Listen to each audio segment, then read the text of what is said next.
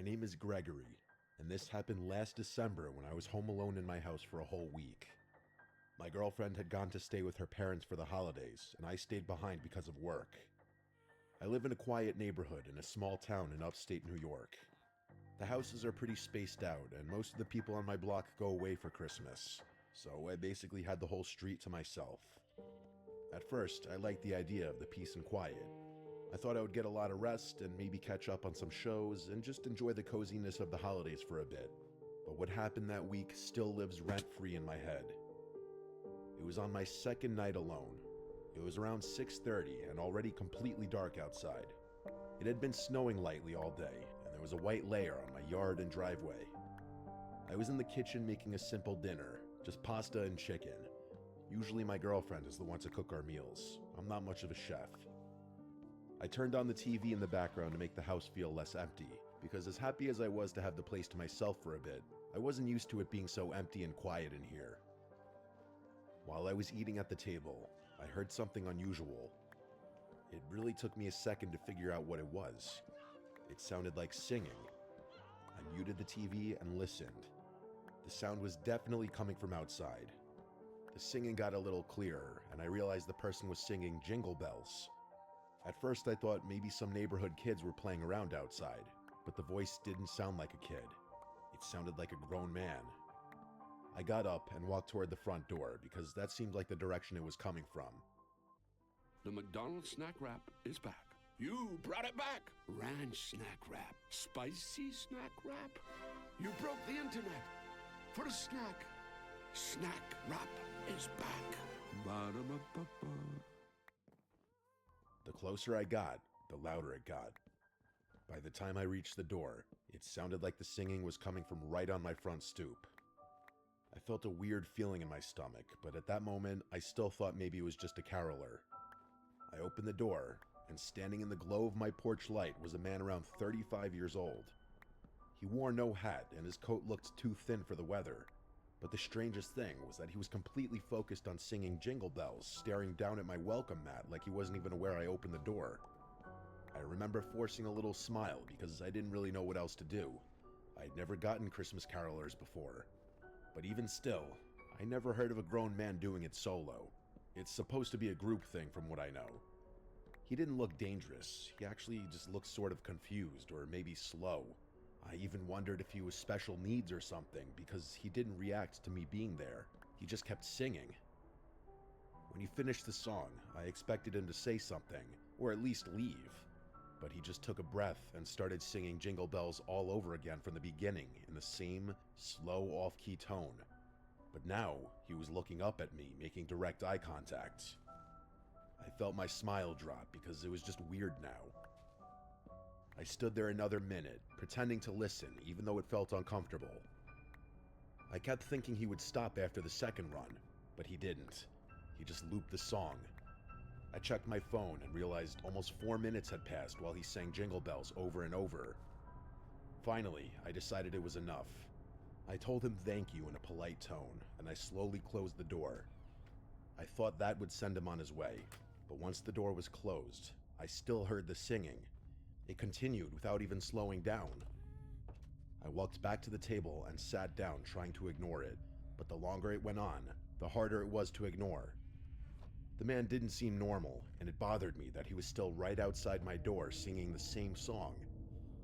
I wondered if maybe he was special needs and someone was out there with him, like by the street or something, but I didn't see anyone else out there. It made the whole house feel uncomfortable, like someone weird was standing too close to my personal space.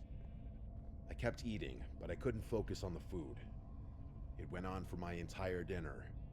Finally, after about 10 minutes straight, the singing stopped. The sudden silence actually made me jump because I had gotten used to the singing. I got up slowly and walked back to the front door window. When I looked outside, I expected to see the man gone, but he was still there. He had moved. Now he was standing at the end of my driveway. He was just facing my house completely still. He was no longer singing, at least I couldn't hear anything from here. He was just standing there in the snow, staring at the door. Something about that felt worse than the singing. He looked like he was waiting. I opened the door a crack and told him he couldn't be here, that this was private property and he needed to leave. He didn't move at all. The whole thing was so unnatural. I finally told him that if he didn't leave, I would call the police. Then I shut the door again. I watched him for another minute from the window, but he didn't budge. I didn't want to actually call the cops because I thought maybe there was something mentally wrong with him and I didn't want to make things worse. So instead, I decided to just go upstairs, lock my bedroom door, and try to relax. I checked out the window upstairs before changing into bedclothes. The man was gone from the driveway. Thank God.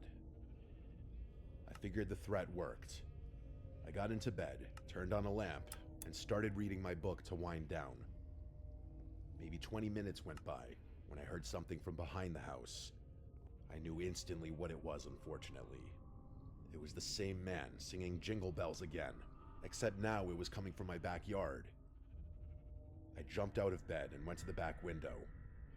When I looked down, not only was he directly inside of my backyard, he was already looking up at my window.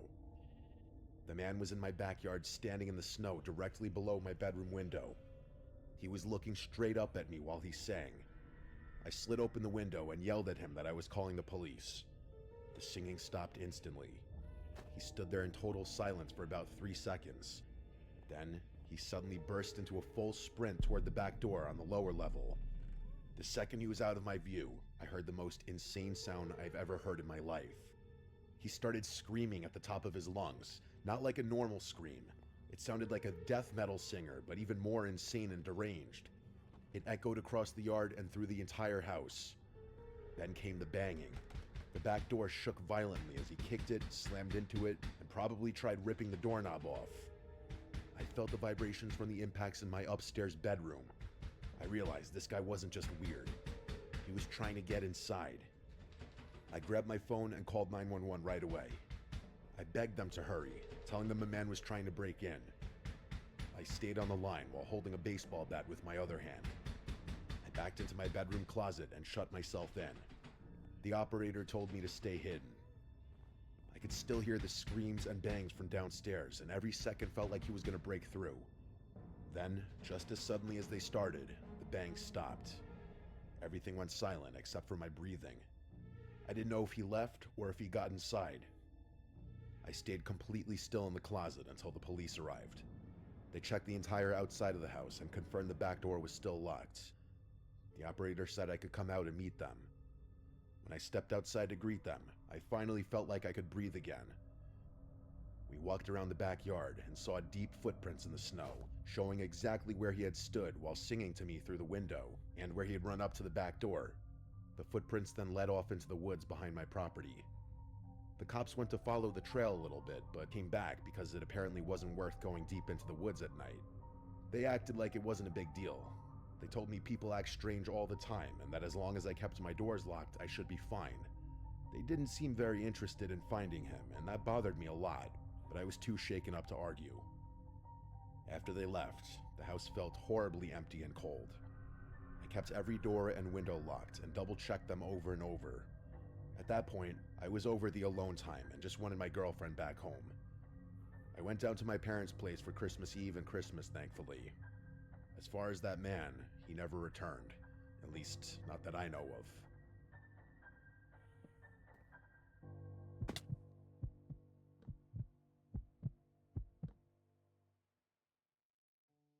This story is about my Christmas experience from about 10 years ago. I was 6 years old, since my birthday was in November, and I had just finished celebrating. Now we were getting ready for the holiday. My birthday celebration happened on the same day as the famous Odell Beckham Jr. catch. I lived with Cowboys fans, but I was a Giants fan. I remember it being talked about for the rest of the night, and even during my birthday celebration. It was an eventful birthday week, and I'm surprised I remember all of this since I was only 6. I didn't understand football, but I understood that the catch was crazy, so I was just living in the moment and happy it was my birthday, like any other kid.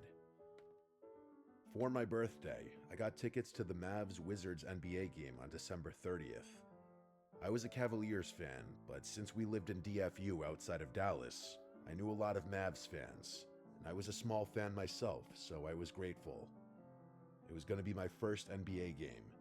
Christmas Day was 5 days before, and I got a brand new Odell Beckham Jr. jersey and a Mavericks shirt and sweatshirt as I was becoming a sports fan.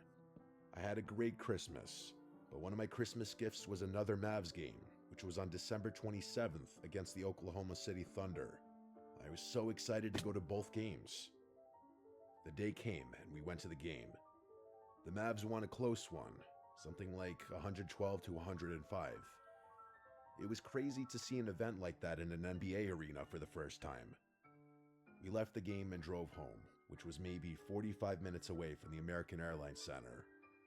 The next couple of days were normal, but I was excited to go back to that amazing stadium and atmosphere. This time we went again. I didn't know it would be the last time I went for years. At the last game, we had nice seats, like 7 rows from the court and in the middle. But this time, we were maybe row 20 and in a corner area, so the experience was different. The game was going well, and I was enjoying it. The Mavs were killing them by like 20 to 30 points at halftime.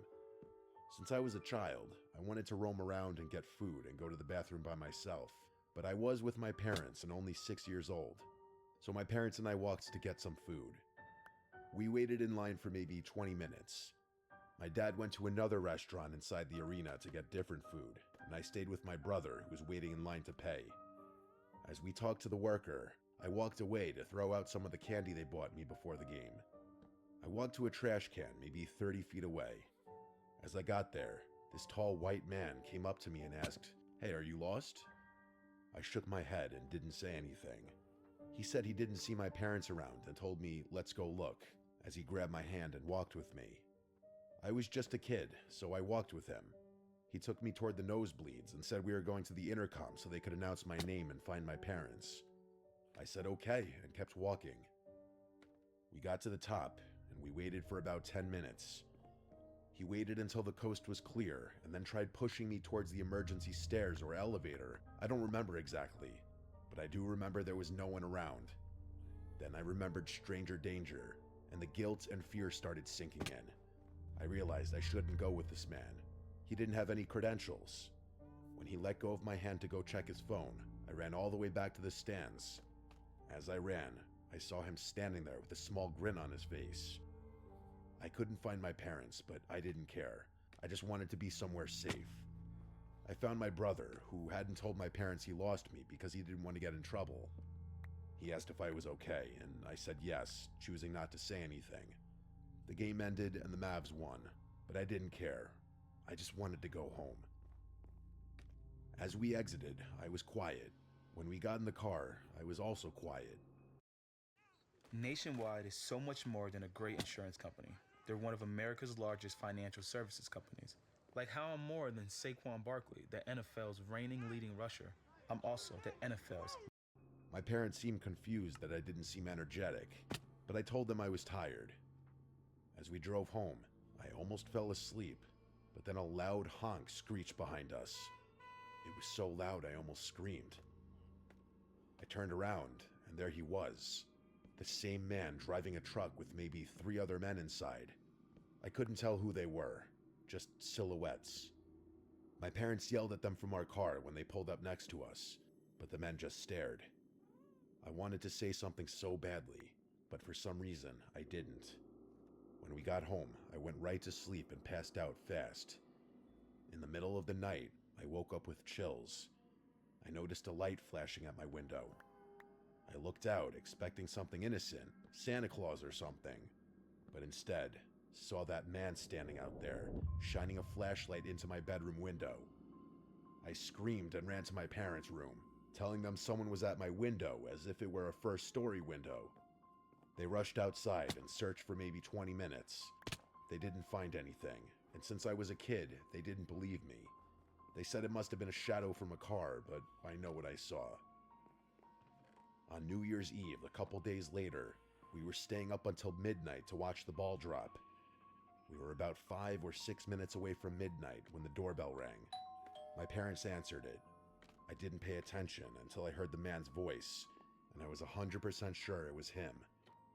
I told my parents, but they didn't believe me. I told them at the game he brought me to the high level, and I ran away and escaped. but they still didn't believe me. They said it was just a man handing out lost dog flyers for his cousin's dog. The night went on, and I was fine.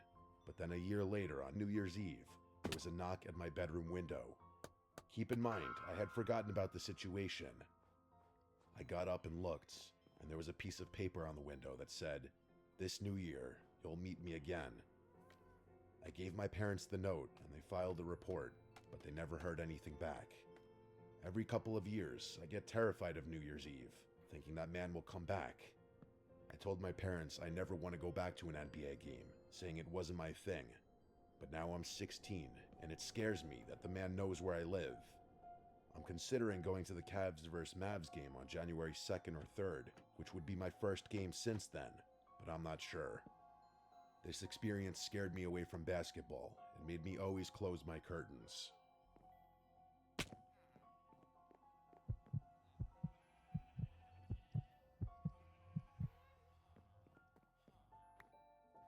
I remember this night way too clearly, and even now I think about how close my family came to something really terrible.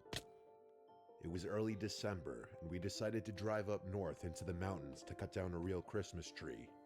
It was something my wife Marianne and I always wanted to do, and our 7-year-old son Andrew was excited about it too. The weather was cold and cloudy, and the sky had that heavy look where it feels like snow is always about to fall again.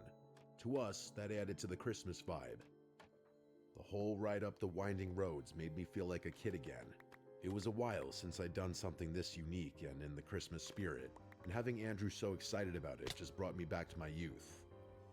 When we finally reached the remote area Marianne found online, there were no other cars around in the parking area. There were a bunch of light posts scattered around, so we weren't in pitch black darkness if you were wondering. That's why we picked the place. Still, we did bring flashlights. We parked by a small, unmarked path that led deeper into the trees. There was a lot of snow on the ground still from the snowfall we got a few days earlier, and up this high, the snow took even longer to melt. Andrew jumped out of the car right away and started throwing snowballs at us, so I started throwing them back. We were here to have fun, so of course I was going to try to make it as memorable as possible for Andrew. I grabbed our flashlights and the axe that I planned to use to chop down a tree. We walked up the narrow path with snow crunching under our boots. Andrew kept running ahead, stopping to point at trees he thought might be perfect. The deeper we went, the more the road behind us disappeared, and the only light came from the faint moon glowing behind the thick clouds. It was so quiet that I even asked Marianne and Andrew to stop for a second, just to really take it in. There was not a single sound, maybe a light breeze, that was it. To be honest, if I had been there alone, I'd have been slightly creeped out just off the silence and darkness alone. As we walked deeper onto the trail, we had to utilize the flashlights we brought, all three of us.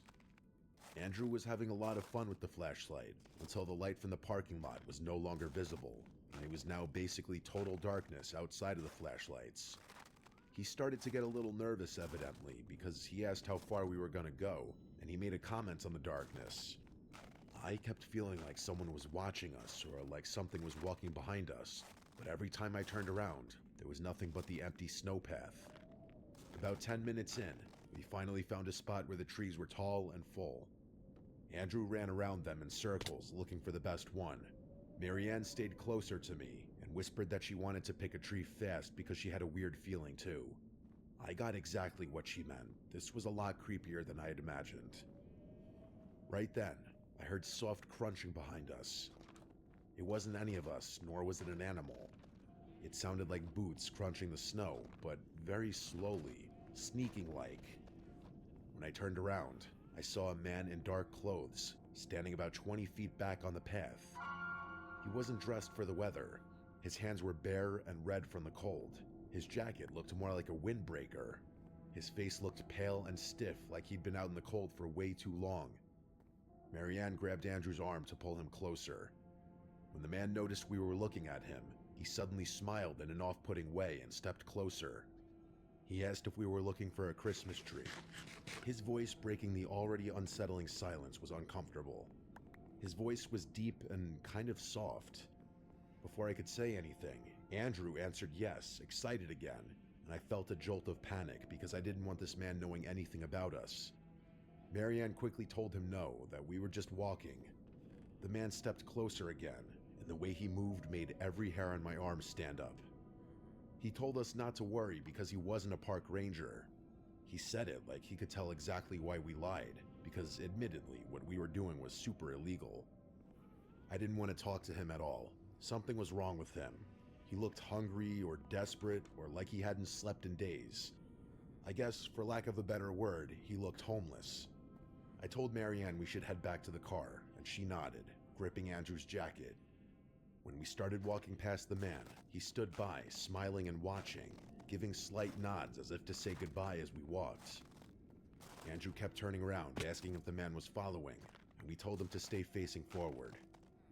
Every time I looked back, the man was a little bit closer than before, even though I didn't hear him speed up. I whispered to Marianne that when we reached the main road, we had to run to the car. She held Andrew's hand tighter and nodded without looking back. The man's steps stayed behind us the whole time, dragging a little like his boots were too big or too heavy.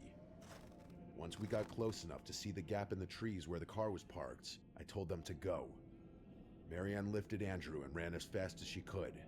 The only reason I felt even remotely safe was because of the axe in my hand, but I'm not a violent person and I've never had to resort to violence in my entire life.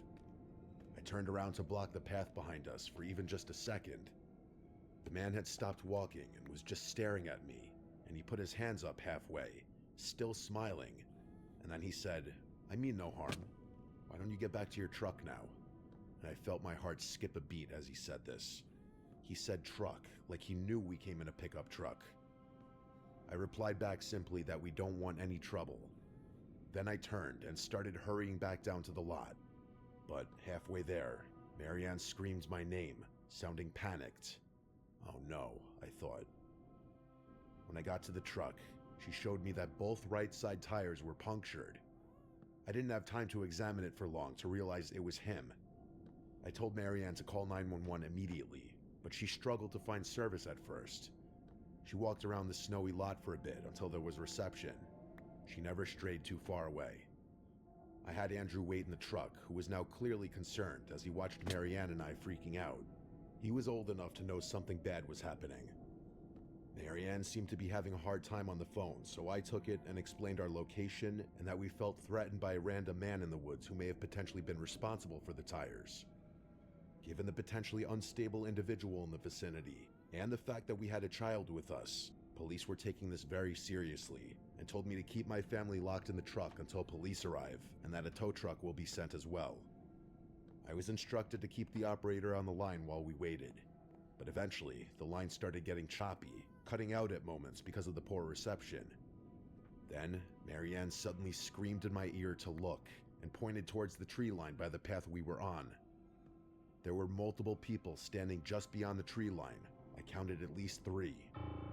They looked like shadows from where we were, which made the sight even more terrifying. It was like we were being stalked and hunted. Then 2 of the people started walking closer. I told the operator, and she said something that really made me uncomfortable. She asked if I had any kinds of weapons, and when I said I had the axe, she implied that if it came down to it, to use it to defend my family. By this point, Andrew was crying, and Marianne tried to calm him down. I told the operator that 2 of the figures were still walking toward the truck. They weren't running or yelling or anything. They just walked very slowly, like they knew we weren't going anywhere. The 3rd figure strangely disappeared, likely back deeper into the woods away from the light. The operator told me the police were close, but I had no idea if that meant 2 minutes or 10. I kept looking back and forth between the tree line and the road in the distance, praying to see flashing lights. I tried to talk to the operator again, but the call dropped. The second it cut off, everything felt 100 times worse. I locked the doors again, even though they were already locked. I kept my hand on the axe, gripping it so hard my knuckles hurt. As the 2 people were now within range of hearing them speak, we could hear them saying, "We're here to help," as they waved their hands in the air. We didn't recognize either of them to be that guy from earlier. "Do you think they're park rangers?" Marianne asked, and I said firmly, "Not a chance." But perhaps I said it too loud because Andrew just started crying even more, which Marianne had to try extra hard to console him. These two people approaching were dressed similarly to that first guy, aka way underdressed, and their clothes looked worn out, almost dirty, and they didn't seem bothered by the cold at all. But then, seemingly randomly, the two of them turned around and started running back in the direction they had come from. We didn't know why just yet, but it was soon clear. Never have we been so ecstatic to hear the sound of police sirens. It was getting louder fast, and eventually we saw the flashing lights coming from down the road. Coming pretty fast, actually. The police SUV entered the lot with its spotlight on, and it instantly shined in our direction. I flashed my lights to try to get the cop in the car to see the men running back into the woods. At this point, though, they were already nearly gone, but their footprints weren't. Once the SUV was next to us, two officers jumped out immediately with flashlights drawn, and I got out to basically get on my knees thanking them. I pointed in the direction the men ran. I said they disappeared into the trees like they had rehearsed where to go. The police told us to stay inside the truck while they searched, and more units showed up within minutes. One officer stayed with us. Andrew was no longer scared, but rather once again excited at the commotion and the sight of police officers. After a long search, the police came back and told us what I already knew they were going to say. They didn't find anyone, just tracks in the snow that went deep into the woods and eventually spread out in different directions. They didn't know if the people lived somewhere out there or if they were part of some kind of camp deeper in the mountains. They said sometimes drifters or squatters stay hidden in remote areas during the winter.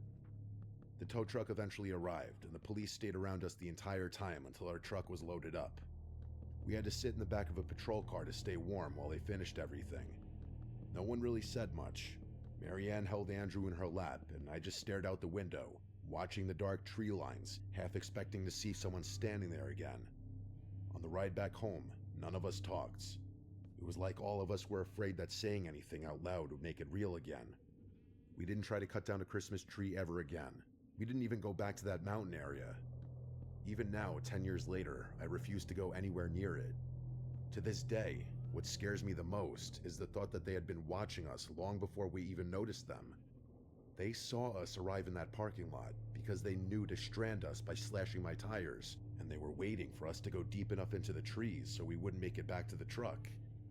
We were lucky we trusted our instincts enough and decided to leave for the truck almost right away. We were also lucky I was holding an axe, which may have dissuaded them from doing something crazy. I don't like thinking about how close we came to potentially never going home.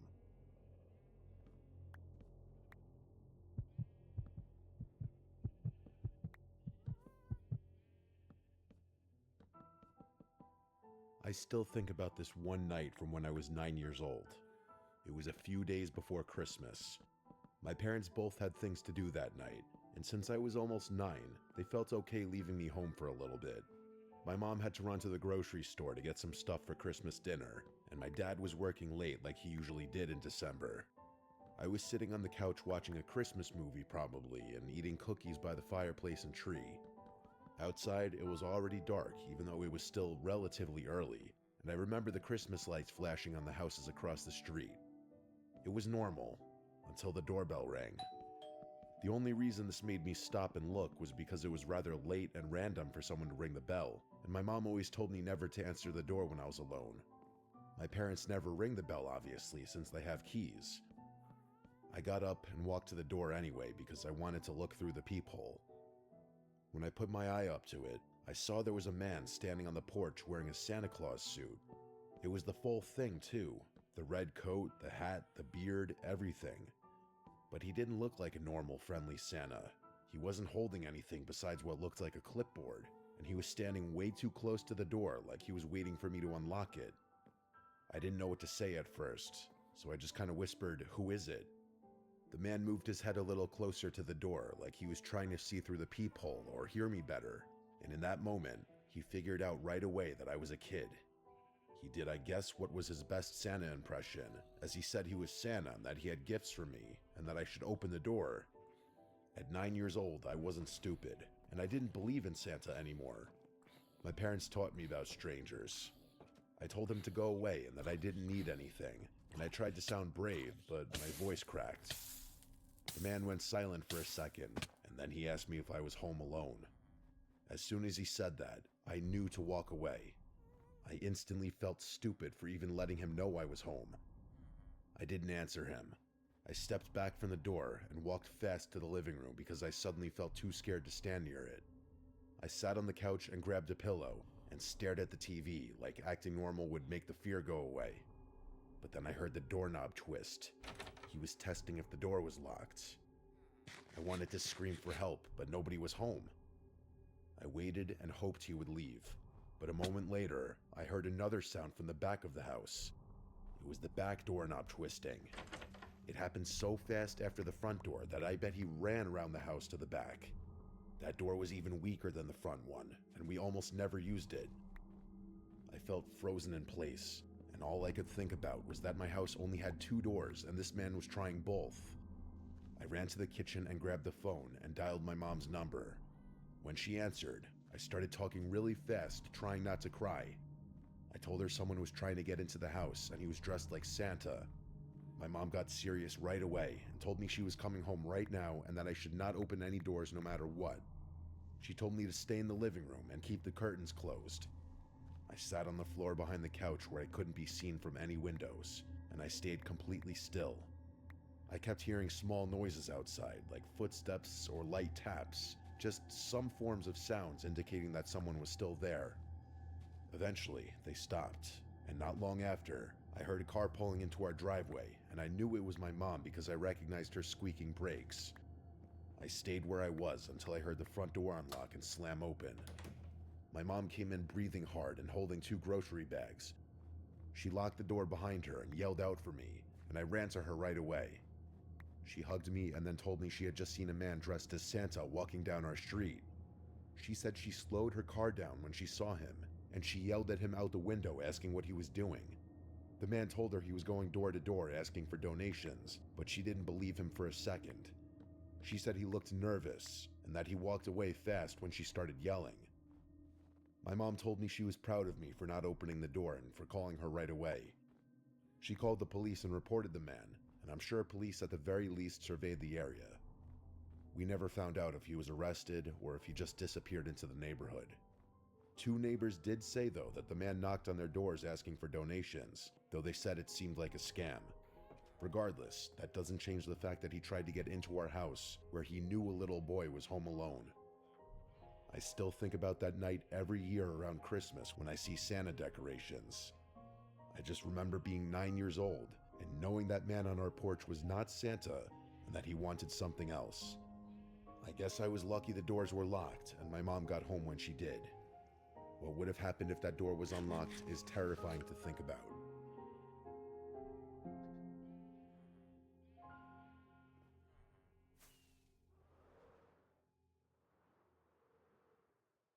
When a child is in the hospital, family does whatever it takes to stay. At Ronald McDonald House, we give them a community of support, warm meals, and a place to rest. Because when a child is in the fight of their lives, family stays. And Ronald McDonald House stays with them.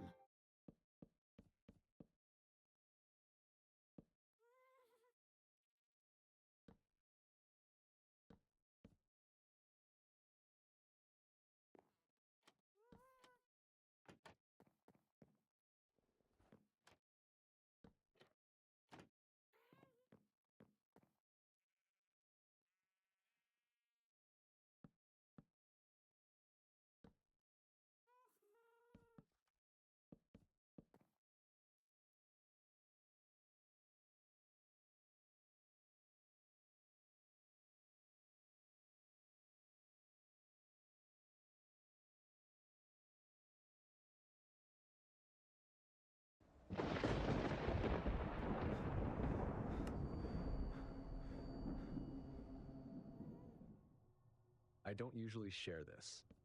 Folks around here think I tore down the old barn because of rot or insurance. That's what I tell them anyway. But that's not the real reason. This was winter of 2018, out in the hills near Bozeman. I was 44 at the time. Divorced, running cattle mostly on my own. Nothing big, enough to keep me working, not enough to justify help except during branding. My mornings never changed. Up before light, coffee in the green thermos, boots stiff as boards, and that old diesel engine clattering in the yard. Same routine every morning. The barn sat north of the house, leaning like it was tired of the wind. My grandfather built it. I hadn't kept stock in there for years, but I never took it down. I guess I liked seeing it there, even though it was just another thing to worry about. My old healer, Buddy, never went near it. Not since a raccoon tore into him one winter. He'd stop short, sniff the air, and head the other way. One morning, I cut behind the barn and stopped dead. Footprints. One set clear as could be in the fresh snow, big enough to be a grown man's. They circled the barn twice, then ended under the north window. No tire tracks on the county road. Probably nothing, I remember thinking. Some surveyor, maybe. But the idea of someone standing at that window staring in stuck with me. That day, I found some scrap lumber and nailed a couple of boards across the frame. Ugly, but it would do. That night, I slept on the couch. Not because I was scared, at least that's what I told myself. Just figured I'd keep an ear on things. TV was on low, Buddy snoring on his mat.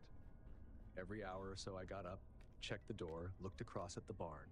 Nothing moved. Morning came. Coffee, boots, stock tank frozen solid. I walked up to the barn and my stomach sank. One of the boards was gone. Not broken, pulled clean. The nails lay in the snow. New prints pressed under the window, deeper than before. Like whoever it was stood there for a while, just watching in. That made me angry more than anything. I found longer screws, a hasp, and a heavy chain. Fixed the window good and tight this time. I even moved my trail cam from the pond. Strapped it high on a cottonwood facing the barn. Fresh batteries, empty card. I figured, fine, come back now, and I'll have your picture.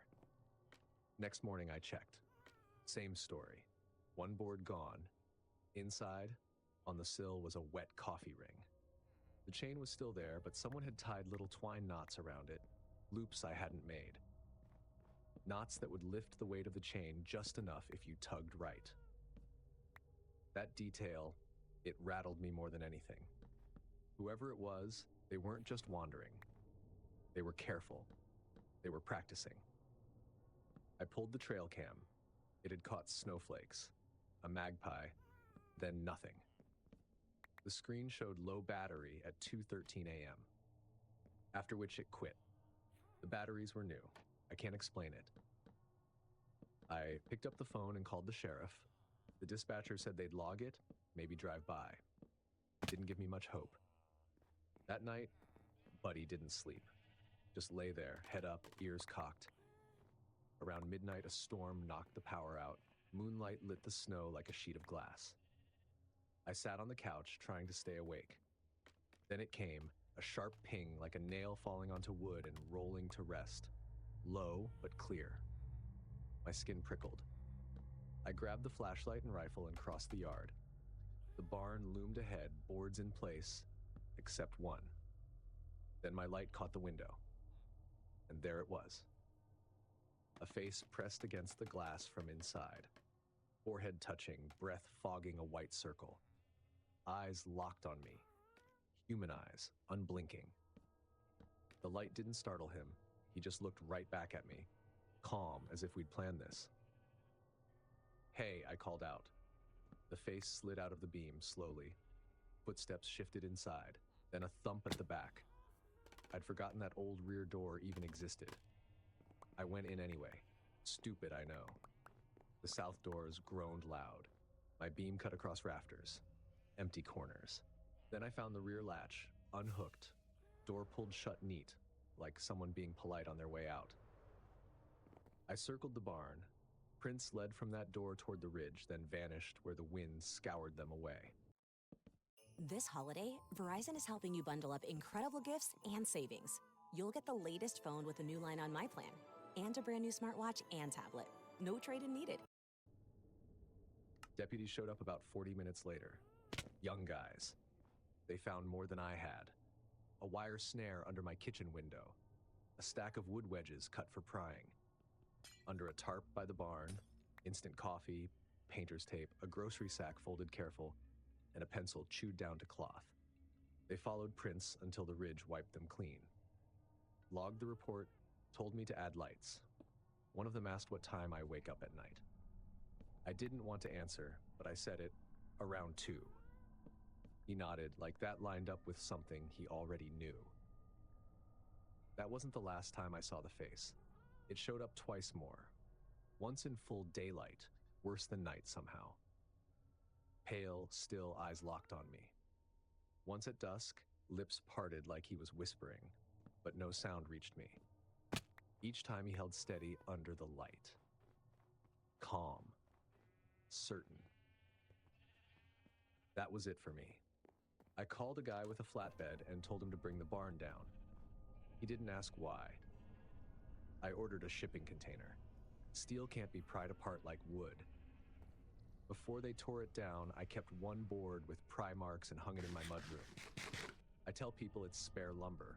Truth is, I keep it because I can't throw it away. A neighbor a mile down later found a tarp camp in their shelter belt. Coffee jar, snares, scraps of tape, prints leading toward my place one night, back the next. No arrest, no name. Just gone. Even now, I wake at 2:13. Sometimes I hear a nail drop, though there's nothing left for it to fall from. Buddy's gone now, buried near the fence line. I miss the way he'd look at me like he knew before I did. What stuck with me isn't the face itself. It's how calm it was. Standing there, knowing I saw it and not moving an inch. That kind of certainty, it doesn't need to explain itself. I don't take barns for granted anymore. Out here, you can build walls, but you can't outweight someone willing to learn your rhythm. That's the lesson I live with every winter.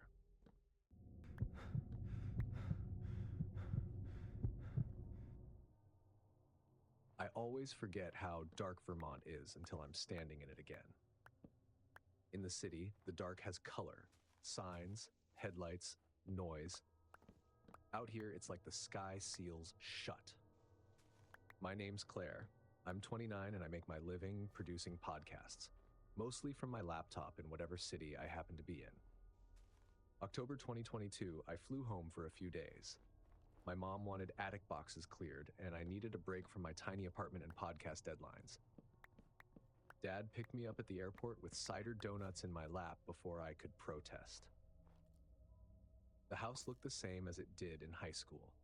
White siding, slate roof, motion sensor on the porch that still refuses to turn on when it should. That squeaky screen door has been up next on Dad's fix list since 2006. I told them I'd take a walk before bed. My jet lag trick. The old loop trail behind the house is 20 minutes if you're not pretending to be in a movie. Mom told me to wear a hat. Dad offered me his old lantern. I waved my phone instead. Recording sound is a habit. I keep folders full of subway breaks, laundromat hums, ice scoops. So I slipped my phone into record mode and started the loop. Past the compost, down the dip where water collects around the old stone wall. The porch light finally flicked on behind me like it had to think about it first. That's where I saw the first light, warm and low. Not a porch light, more like a lantern flickering behind the trees. Then another deeper in, then one off to the side. They looked placed, not random. I ran through the options. No fireflies in October, no car headlights that steady, and no neighbor would string lights back here without Mom declaring war. I whispered hello and immediately regretted it. The sound just fell flat, as if the woods ate it. I left the phone running. Later, when I boosted the audio, I heard faint ticks. Irregular, like someone shifting pace with a zipper pull or ring-tapping metal. Human rhythm. I called out louder. Every light went out, not fading, cut. The kind of silence that presses in. That's when I heard an exhale close to my right ear, warm enough to register. Then the tiny click of a lantern knob turning, but no flame. I didn't call out again. I said nope and started back. By the time the yard came into view, the porch sensor finally lit. I thought that was it. But when I turned on the porch, I saw them again. One lantern snapped on deep in the trees, another lit lower, closer to the drive, a third at knee height, exactly where I'd walked. They didn't look like guides. They looked like barriers. Inside, I told my parents. Dad said, kids playing camp. Mom listed off neighbors' kids, half out of state, one with a broken arm. I played them my recording. Wind, my breath, the faint ticks. And under it, boosted, a single whispered, shh. Not mine. Dad asked, your phone can do that? Which wasn't the point. He insisted we check. We walked back with his lantern, his voice calling, okay now, into the dark. No answer. Just the faint paraffin smell and leaves shifting where nobody stepped. The next day, the game warden came. He found them, not me. Tea light tins burned out and tucked under roots, then more further in. Finally, clear fishing lines strung chest high between trees, strong and almost invisible. Another line lower, knee height. A lattice meant to guide or slow someone. Control, not decoration. Kids rehearse dumb things, but his tone changed once he saw the lines. You did right going back. That night, I didn't walk. I stood on the porch, watching the light sensor flicker like it had an attitude. In bed, I kept replaying the recording. The whisper sat under my voice like it wanted to be heard without being found. I could have cut an episode around it. The woods answer back, but it felt wrong to use it. The third morning, he texted Dad. More tins, more fishing line. He'd taken them down. He'd do extra patrols for a while. Mom pushed pancakes, Dad grumbled about lanterns, and I pretended nothing stuck. But the truth is, it did. Here's what stays with me. The way those lights were placed. From a distance, they looked like an invitation. Up close, like a corridor. String lines where mouths and knees would be. Lights snapping off the second I spoke, as if on cue. And then 3 reappearing. Behind, in front, at shin height when I thought I was safe. You can build a rational story out of it. Teenagers daring each other, someone practicing a prank, a ritual that didn't finish. Or you can admit the other thing, that it was set up for someone like me, that it was supposed to test how I'd move, how I'd respond. I still keep the clip on a drive. I never aired it. Sometimes I play it back just to confirm it's there. The ticks line up like footsteps. The whisper still looks like shh on the waveform. I've shown no one else. When people ask what Vermont in the fall is like, I tell them the truth. Leaves, cider, tourists. I don't mention lanterns. I walk the loop in daylight now when the porch light stays off because it knows it's supposed to.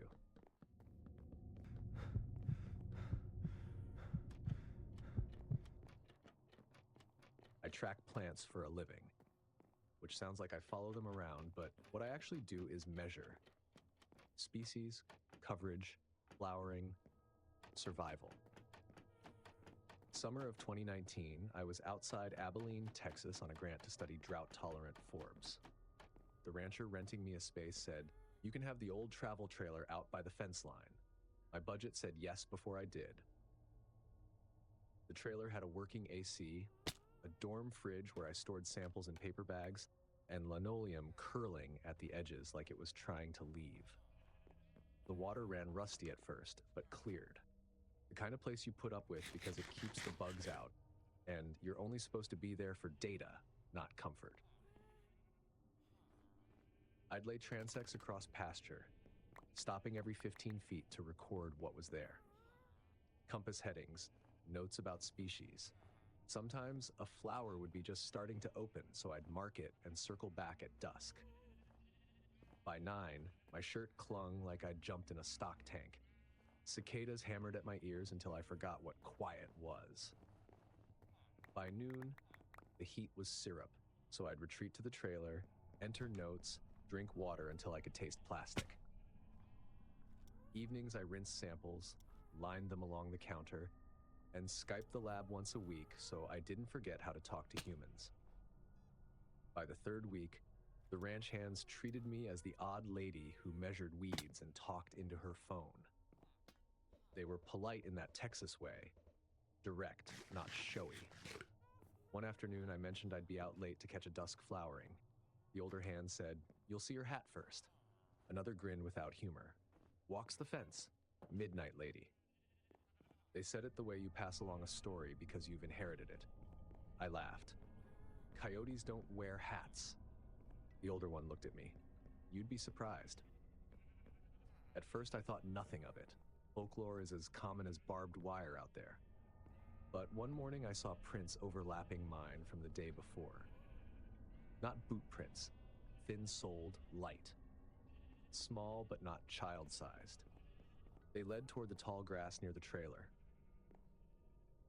The next morning, a few of my transect flags weren't where I left them. Still upright, but off like they'd been nudged by inches.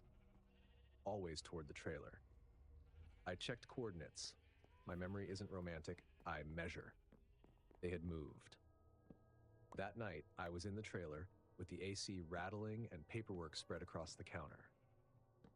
Around 1:11 a.m., I heard soft footsteps outside. Light. Calm. Not scuffing like boots. They paused when I sat up, resumed when I lay back. They weren't coyotes. Too regular.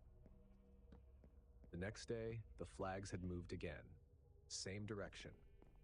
When I mentioned it, the older ranch hand just nodded. "She favors the quiet ones," he said. The other dropped a whistle on my trailer step without a word. That night, Working across teams is tough, but Asana helps you handle it. That's because Asana is where humans and AI coordinate work together. I saw the shadow. The curtain was thin, and the brim of a hat passed across it. My phone camera refused to focus through the glass. Morning brought more shifted flags, and I started sleeping in boots, with my flashlight ready. I told myself I'd get through the last week of data and leave. The worst moment came at the sink. I was brushing my teeth at the counter, the only faucet in the trailer that ran clear enough to use. The outside light was gone. The glass already turned dark, reflective. At first, I just saw myself. But when I leaned a little closer, trying to rinse, the reflection shifted, and I realized I wasn't just seeing me. She was outside, not a trick of the glass. An old woman, standing in the dark, inches from the window. Hat brim low, cardigan hanging loose, eyes fixed directly on me. Her mouth slightly open, like she was listing names under her breath. She didn't blink. I jerked back so fast, my heel caught the edge of the rug. The cup slipped from my hand, water splashing across the counter, and I hit the floor hard. My elbow smacked the floor. When I scrambled up and looked again, she was gone. I swung the flashlight, and there was nothing but tall grass and dust motes. The sheriff came and logged trespass. He said folks get turned around at night. Not at a sink window, they don't.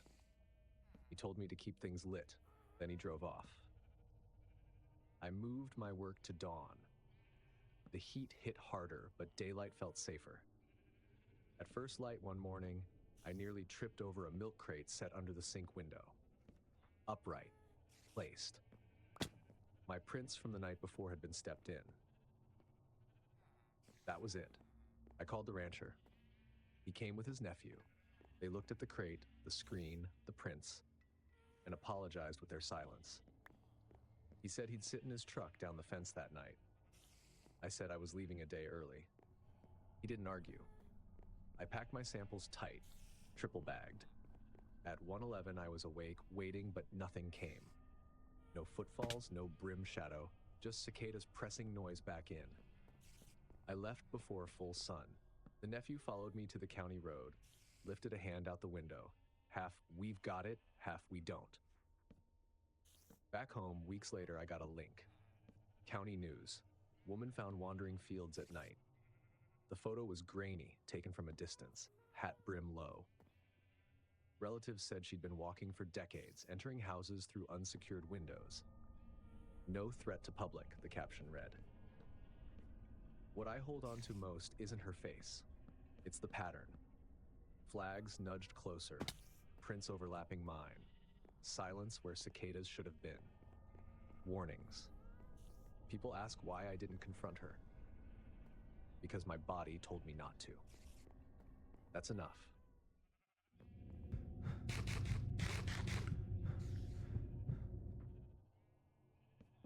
I write everything down when I'm in the backcountry. Graphite doesn't quit when batteries do, and a notebook will take the rain better than a phone. September 2018, Western Pennsylvania. I was hiking solo, 3-day loop for photos and time to myself.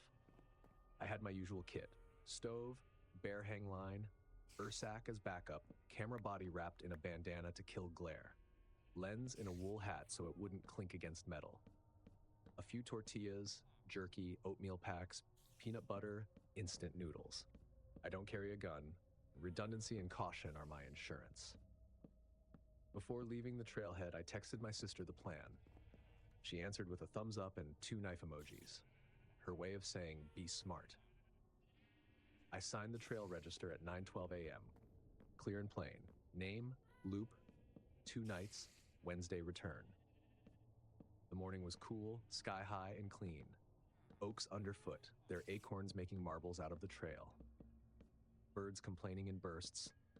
Squirrels throwing their weight around in the leaves. For the first few hours, it was what I came for. Quiet, scattered light, no people. Just after noon, I stepped off the main trail to a mossy skid road. Stopped for photos. The seed heads lit like filaments in the cut. When I stood and took another few steps, I saw a boot print across mine. Not next to, over. My heel, then another heel pressed clean into the same dirt, fresh enough the crumble on top hadn't dried. First thought, maybe I looped onto my own path. No, my track was clear. Second thought, someone just passed through. I listened, only a jay, only the trickle of hidden water. No poles clicking, no voices, just that single overlay print. I took a photo of it with my phone, geotag on. Told myself it was coincidence and moved on. 40 minutes later, I saw another. Same deal. Someone had stepped exactly where I had earlier, drifting just an inch left this time. That was when the hairs on my calves prickled before my head gave it words. I camped that night on a knob with a ridge view. Good trees for a hang, breeze steady. My little miracle is Beckett. You look great. A month after his third. Did the routine, stove off, no fire, water boiled and filtered, ramen with peanut butter and jerky. I shot a few frames of sunset, tucked the camera by my head inside the tent, bear bag line thrown and clipped. The kind of camp I could be proud of in daylight. At around 11, I woke. Heard it first as a question. Was that wind? Was that me? No, it was breathing. Human. Close. Just on the far side of nylon. Nylon carries sound differently. Each exhale muffled by the fabric, but clear. I lay there, still, inventorying.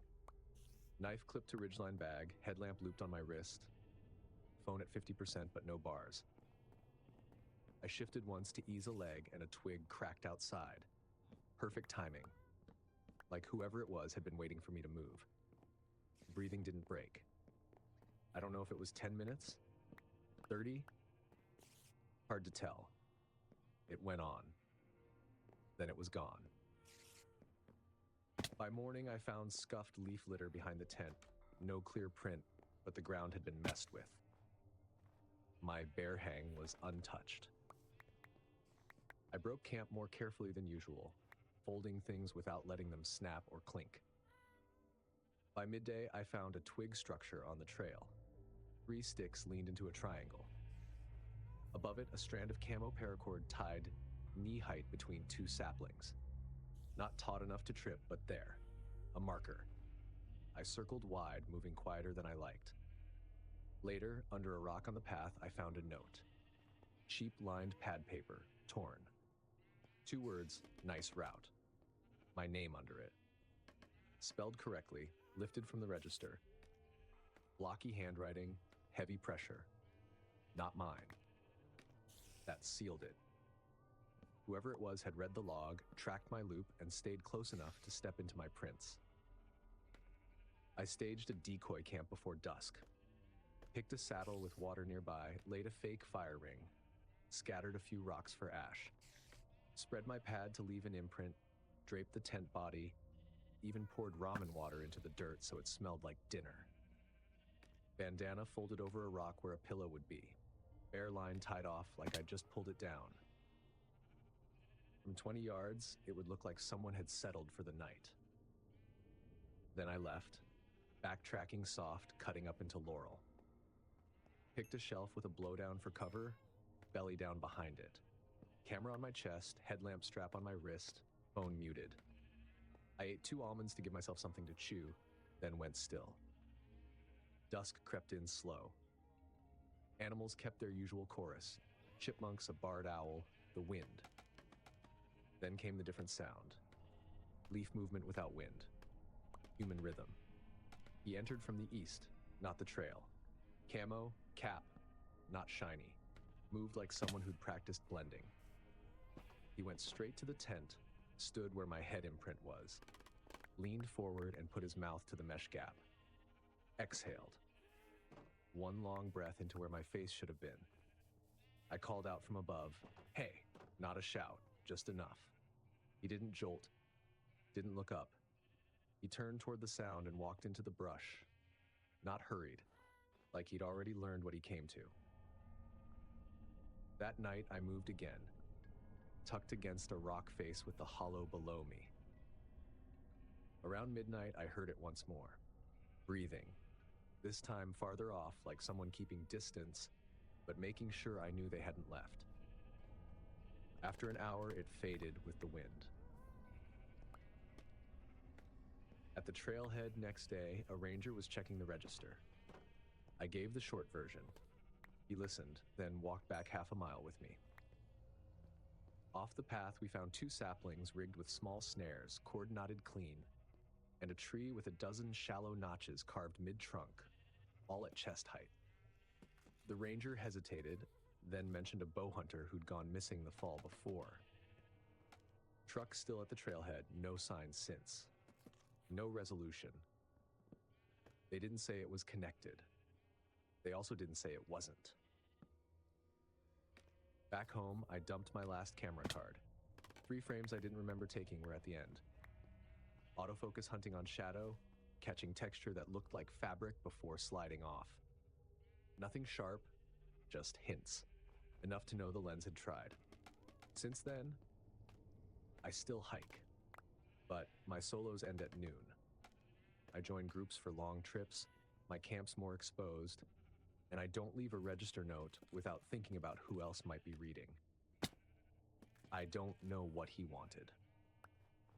To test me? To practice? To see how close he could get? All I know is for 2 days, a man in camo moved just behind me, stepped in my tracks, exhaled into my tent, and walked away when I called out, not because he was scared, but because he'd already decided his part was done.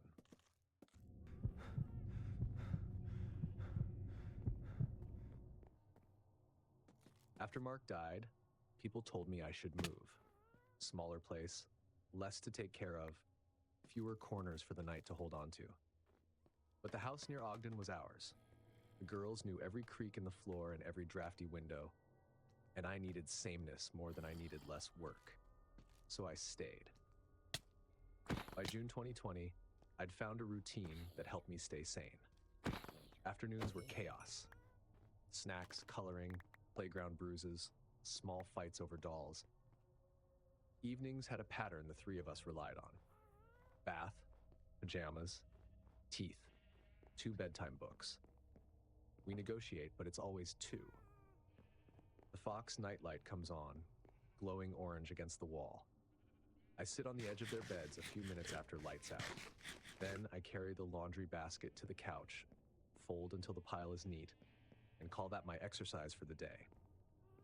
Diesel, our Belgian Malinois, usually stretches out near the back door, head on his paws, still as stone, watching like it's his job. Diesel came to us 6 months earlier, after the funeral. Ethan, my brother-in-law, is K9. He showed up with Diesel and said, "I can't replace a person, but I can give you someone who understands a job." Diesel wasn't a puppy. He already knew more about obedience than I did. He slipped into our lives like he'd been waiting for us. The girls built a blanket fort over him that first week. He didn't twitch. He sleeps inside every night. Always has. That first week of June, everything was normal. Until Friday night. At 2:17 a.m., Diesel lifted his head and growled, directed at the back door. It was enough to stop me cold. His body was rigid, ears up, nose fixed. The wind chimes weren't moving. The house was still. He didn't lunge, didn't move closer, just held the space as if saying, "This is the line." I lay there listening. After a minute, he settled back down, but not fully. His eyes stayed open, tracking. In the morning, when I let him out, he sprinted across the yard straight to the barn. Normally, he runs a loop, checks the fence, noses around the cottonwood. Not that morning. He went right to the barn, circled it once, then trotted back to me. His chest was high, tail stiff. It felt like he'd just reported something. Saturday night, same thing. 2:17, the growl. Sunday morning, same sprint to the barn, same circle. By Monday night, I was already awake when it started. He stood at the back door again, body taut, every line of him angled outward. Tuesday morning, I walked out myself. The barn was just storage. Old tools, chicken feed, bins of decorations, the sled that breaks every winter. The doors were latched. The padlock I'd put on the side door last month, still there. But the feed bag was sliced open across the top. A straight line. I told myself I'd been careless with scissors. I clipped it closed, shook my head at myself, and went back inside. That night, he didn't even pretend to rest. He lay in the hall with his body angled so he could see both the girls' door and the back door. His chin was on his paws, but his eyes never closed. Wednesday morning, I noticed the padlock had a faint crescent of rubbed paint. Paint kiss, my dad used to say when something new had been handled. That was when I called Ethan. "He keeps doing it," I said. "Every night, just past 2 a.m., growls at the door. In the morning, he runs straight to the barn. Feed bag was cut. Now the lock looks used." Ethan was quiet. Finally, he said, "He's telling you a story. Let him finish it." "What does that mean?" "Don't talk him out of it because you're tired. If it's nothing, he'll stop. If it's something, he'll keep telling you until you understand." "Should I let him out at night?" "Not yet. Wait for daylight. If you release him, release with a purpose, and don't go out empty-handed." I kept thinking about that. Diesel wasn't barking or panicking. He was warning, steady, patient. Thursday night, he planted himself in the hall again. I tried to coax him back to the couch. He didn't budge. He stayed as a line drawn between my daughters and whatever was out there. Friday morning, he ran to the barn again. This time he darted back to me, then to the barn, then back again, agitated. When I went to check, I found another feed bag cut open. Another jug toppled. It didn't look like raccoons. It looked like someone living light. I stood there, realizing how long a man could survive on feed and hose water and patience. I called Ethan again. He was even quieter this time. If you release him, he said, make sure you mean it. Saturday morning, I made the call. I asked my neighbor Carol if she could take the girls for pancakes. She said, bring them in slippers. She didn't ask questions, but she read me well. After they left, Diesel paced the back door until I clipped the long line. His whole body was saying, now. I opened the door and said the word Ethan had taught me. Seek. Diesel launched like a shot, streaked across the yard, vanished into the barn. One sharp bark echoed, then silence. I grabbed the handgun from the lockbox, checked it the way Mark taught me, flashlight in the other hand, and thumbed 911 on speaker. Then I went. I stepped into a cloud of straw dust. The beam from my light danced through it like fog. Diesel was in the side room, braced over a man on the concrete floor. He had the guy on the ground. That man wasn't going anywhere. Diesel had his forearm in his jaws and wasn't budging. The man's free hand hovered near his waistband, where a pistol grip stuck out. Diesel kept him still, his body pressed like a weight. I forced the words out flat and firm, though my hands weren't.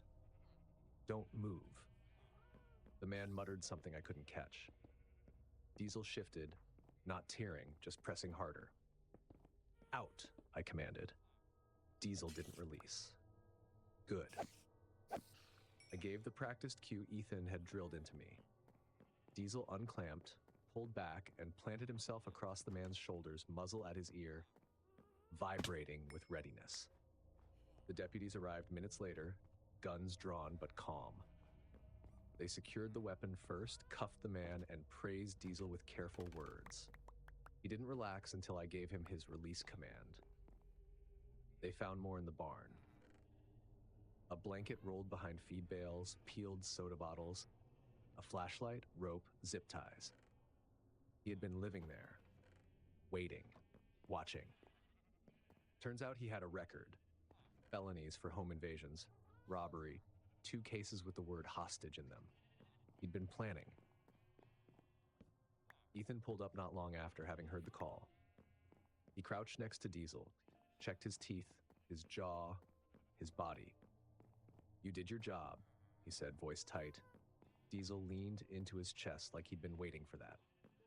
The deputies later told me they didn't know how long he'd been watching the house. They found tools and signs that he'd been preparing. I don't let myself picture the other version of the ending. The girls only know the light version. They came home to Carol saying Diesel was very brave. They hugged him until he groaned. At the end, those growls were Diesel telling me, in his own language, listen, pay attention. And I did. That night, Diesel slept like stone, and I sat on the couch in silence, watching him. That dog, he'd saved all 3 of us. If these countryside stories shook you the way they did with me, don't forget to hit that like button, subscribe so you never miss the next scare, and let me know in the comments how you'd handle these situations. And if you think the countryside is creepy, wait until you meet the people offering free rides. Click.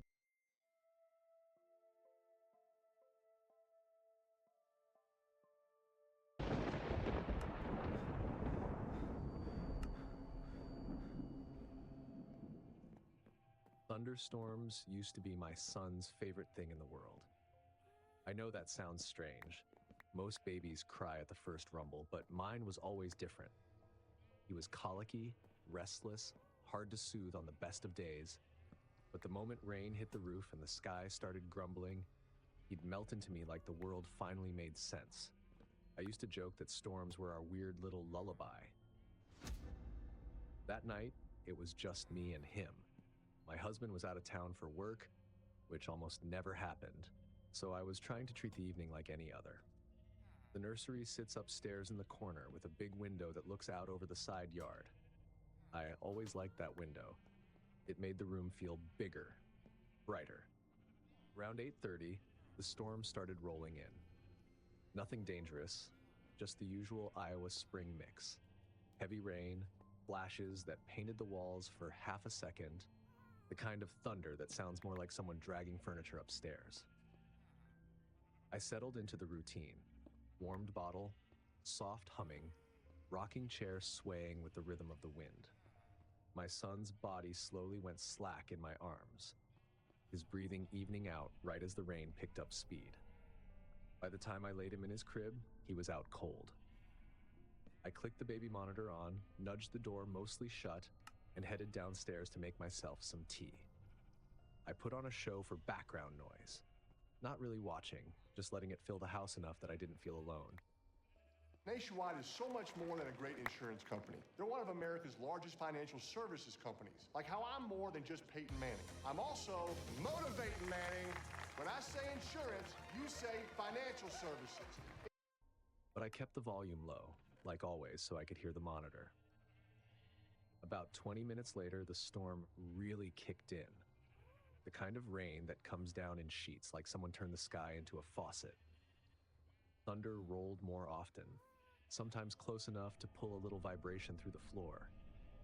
I remember thinking, well, at least the baby's sleeping through it. Storms were our thing. And then I heard it. A soft tap, tap, tap. At first, I didn't react. I figured it was a branch hitting the front window. We had a maple tree that loved to scare me every fall. But then it came again. Not random. Not blown by wind. Too evenly spaced. I muted the TV. The house settled into that strange, thick quiet that storms sometimes bring. I could still hear the rain smashing against the siding, but underneath that, tap, tap, tap.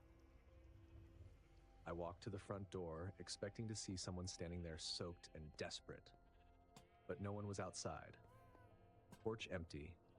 Street empty. Just the storm. I stepped into the hallway, listening. Another set of taps came, but this time they sounded higher, not ground level. It took a few seconds before the realization sank in. They were coming from upstairs. My whole body tensed. I didn't want to go up there. Every instinct told me to pretend I hadn't heard it. But the baby was upstairs, so I climbed. The closer I got to the top, the clearer the sound became. Tap, tap, tap. And it wasn't the roof or the siding. It was coming from the nursery. There was a faint flicker of light under the nursery door, just the storm's reflection, but it gave the whole hallway this weird, pale glow. I walked down the carpeted hallway trying to breathe calmly. My hand shook when I pushed the nursery door open. The room looked peaceful. Dim nightlight, my son asleep with his tiny fists curled near his face. Rain dragged long streaks down the window pane. For a second, it felt like I'd invented everything. Then the whole room lit up in a burst of lightning, and in that split second, I saw it. A hand pressed against the outside of the window. Not a shadow or some branch smacking the glass. Pale fingers spread wide, flattened against the pane, like someone was bracing themselves there. Too high off the ground. Too still. Thunder cracked a moment later, shaking the window in its frame. By the time the room went dark again, the hand was gone. I didn't think. I just grabbed my son out of the crib. I kept whispering, "It's okay, you're okay," but the words were wobbling out of my mouth more for me than him. I backed out of the room as quietly as I could, shut the door, and practically speed walked to the master bedroom across the hall. That room doesn't face the side yard. No view of that window whatsoever, which suddenly mattered more than I ever thought it could. I locked the bedroom door, went straight into the walk-in closet, and sat on the floor with my son pressed against my chest. He stirred a little, confused, but didn't cry. Thank God he didn't cry. I dialed 911 with hands that couldn't stay still. The dispatcher tried to keep me calm, asked me questions I barely processed. Is anyone else home? Are all doors locked? Do you see anyone now? I told her someone had been at my second floor window. Saying those words out loud made everything feel way too real. While I talked, I started hearing noises again. Not knocking this time, something subtler. The groan of gutters being used for leverage. A light tap on a different window, farther down the house. The wind and thunder kept swallowing the sounds, then suddenly handing them back to me in little pieces. My son made a tiny whine, and my heart clenched. Terrified he'd start crying and pinpoint exactly where we were. I rocked him gently, barely breathing. The dispatcher told me officers were on their way, but the roads were dangerous. I remember staring at the dark gap under the closet door and praying I wouldn't see someone walk past. It felt like an hour, but it wasn't. Red and blue lights finally flashed through the bedroom window, cutting through the storm. The dispatcher told me to stay put until they announced themselves. I heard shouting, boots on the hardwood, doors opening, the kind of chaos that should have made me feel safe but didn't. Not yet. When an officer finally opened the closet door and said my name, I nearly collapsed. I walked out, holding my baby so tight he let out a small grunt. They checked the entire house. Nothing broken, nothing stolen, no sign of forced entry. But outside, under the nursery window, the truth was waiting. A ladder lay in the wet grass, not ours. Muddy boot prints trampled through my flower bed. Smudges streaked the siding where someone had climbed up. "That ladder belonged to you?" the officer asked. I just shook my head. They said it was probably a burglary attempt, that the storm maybe gave someone cover to try a window. But I kept thinking, burglars try doors, garages, windows hidden from the street. They don't usually go straight for a nursery during a thunderstorm.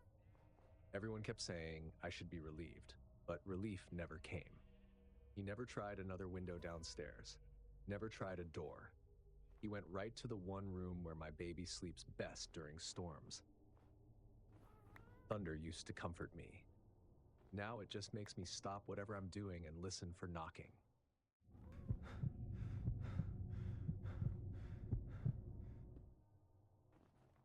I wasn't planning on doing anything that night except riding out the storm. That's all you really can do with Kansas weather.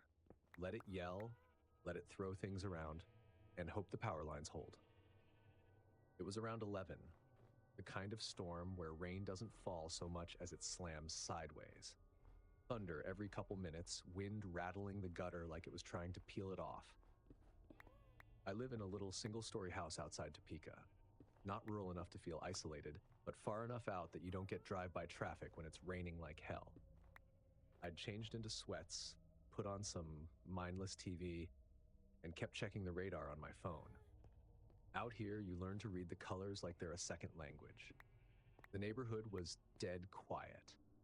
Everyone was home, parked in the garage or under carports, pretending the storm wasn't a big deal. To most of us, it isn't. Midwest storms become background noise if you've lived here long enough. I was halfway through a rerun when someone started banging on my front door.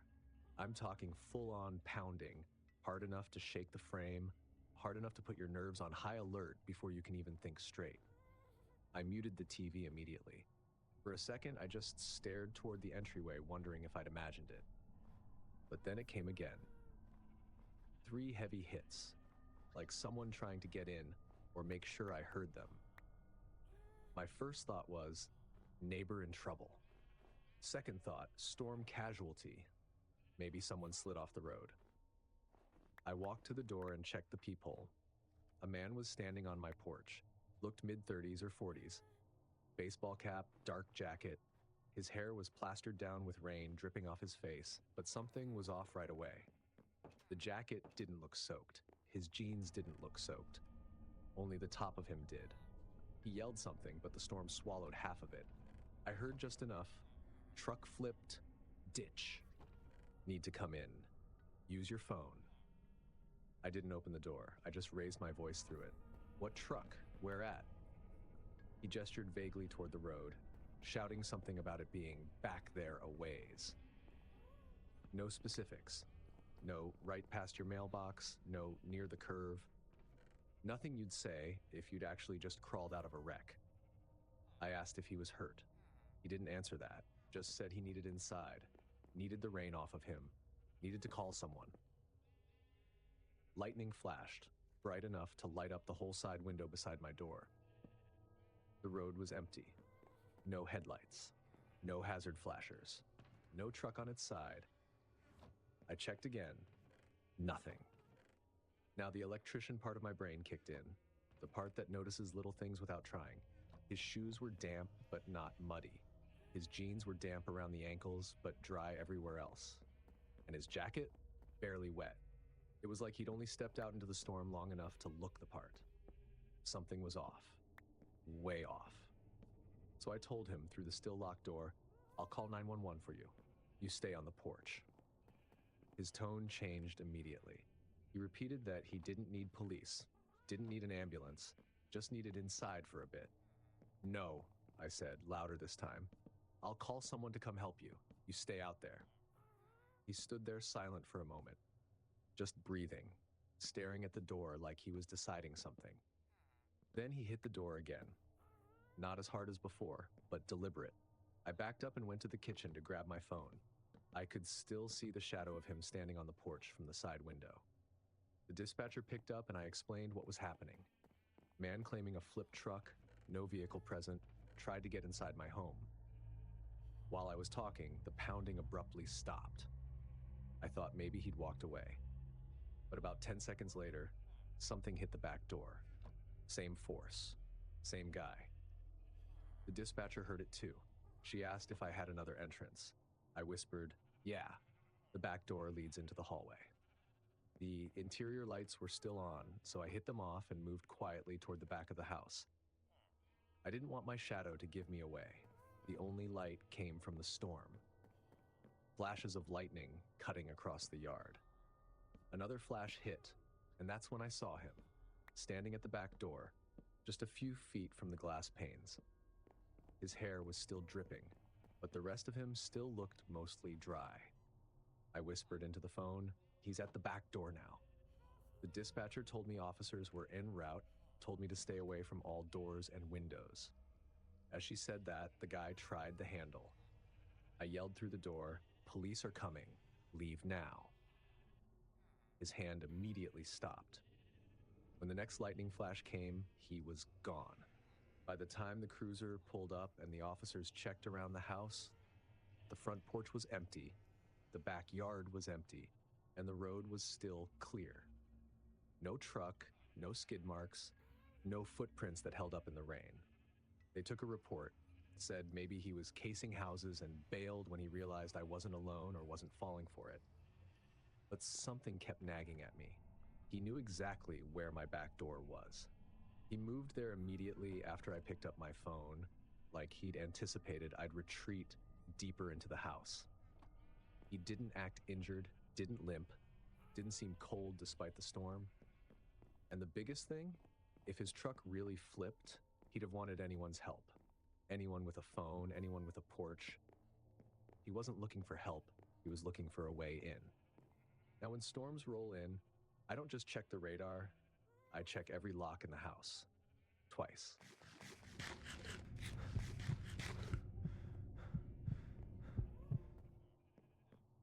I'm a nurse in Wilmington, and back in 2018, I lived alone in a little rental house where the yards all sit practically on top of each other. My shifts were chaotic. Crying families, alarms, fluorescent lights, and thunderstorms were the one thing that helped me unwind. They scrubbed the world clean. That night, a coastal storm rolled in just before midnight. Sheets of rain, flickers of heat lightning, wind coming in gusts strong enough to shiver the windows. I showered after work, made a mug of tea, curled up sideways on the couch, and left the curtains half open so I could watch the sky strobe. The house was dim and calm, TV on low. I was already feeling myself unclench as the storm deepened. Then a lightning flash lit up the yard next door, and I saw a shape, human-sized, upright, standing near the tree line behind my neighbor's house. I blinked and leaned forward. The flash had been quick, but I figured it was just my neighbor taking trash out, or a teenager cutting through the yard. Then another flash hit. He was still there, just closer. Not by a huge amount, but definitely more toward the middle of the yard now. Completely still, head angled forward. No movement at all between flashes. Rain streaked the window, making it hard to get a clear view, so I stood, moved closer, pushing the curtain back a few inches. My heartbeat wasn't racing, just rising that slow, uneasy way where your brain is trying to add things up. I told myself it was fine. Someone checking something. Someone letting a dog out. Someone doing anything normal. But it was late, and the neighbors had 2 kids. Their lights had been off for hours. Lightning again. This time, he wasn't facing their house. He was angled toward mine. I couldn't see his face, just a hood, shoulders, and the shape of a person who should not have been standing out there in a storm doing nothing. I stepped back from the window without realizing it. I texted my neighbor, "Hey, are you or your husband outside right now?" No reply. Not even a delivered for a minute or two. They were clearly asleep.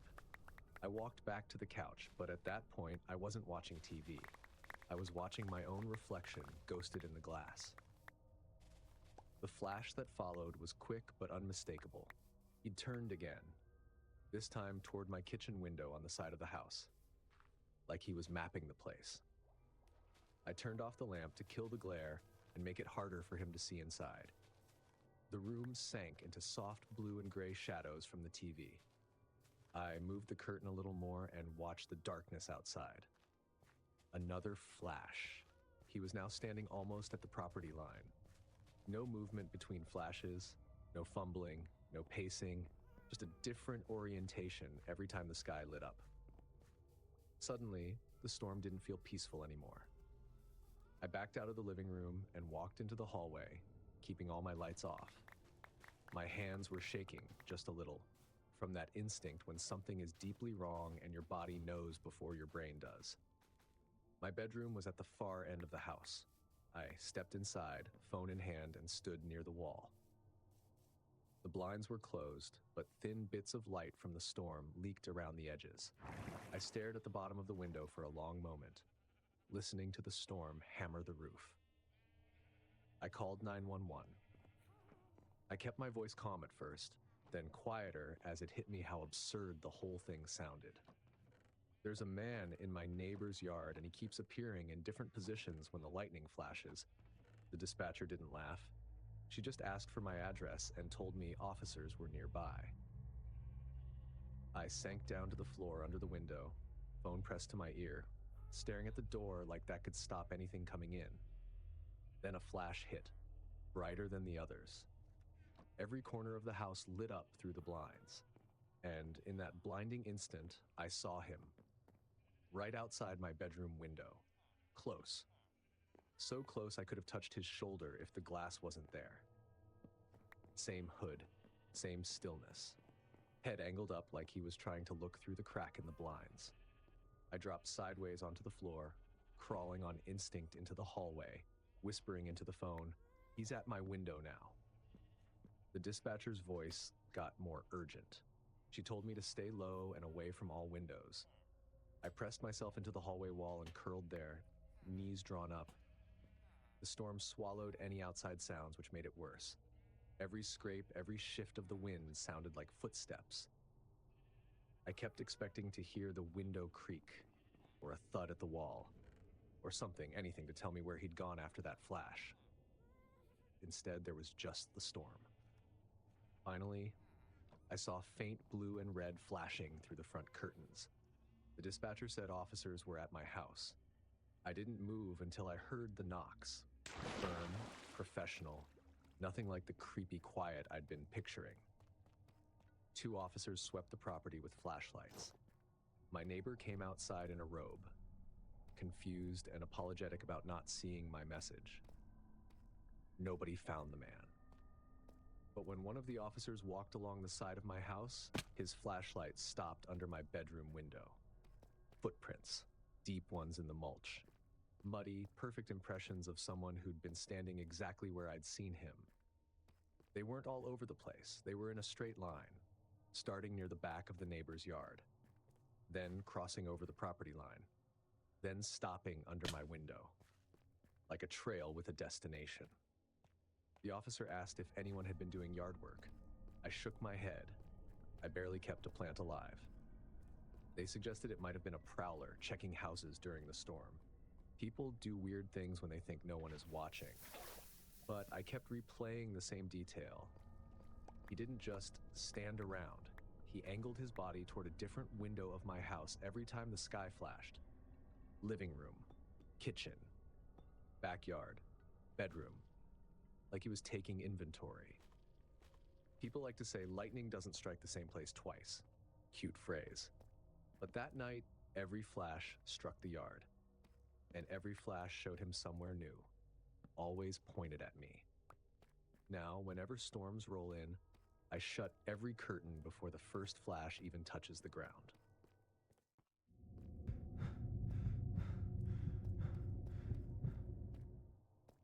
Storm weather is perfect if you're the kind of person who likes shutting the world out, which is exactly the mood I was in that night. Cincinnati was getting hammered by one of those loud, restless thunderstorms.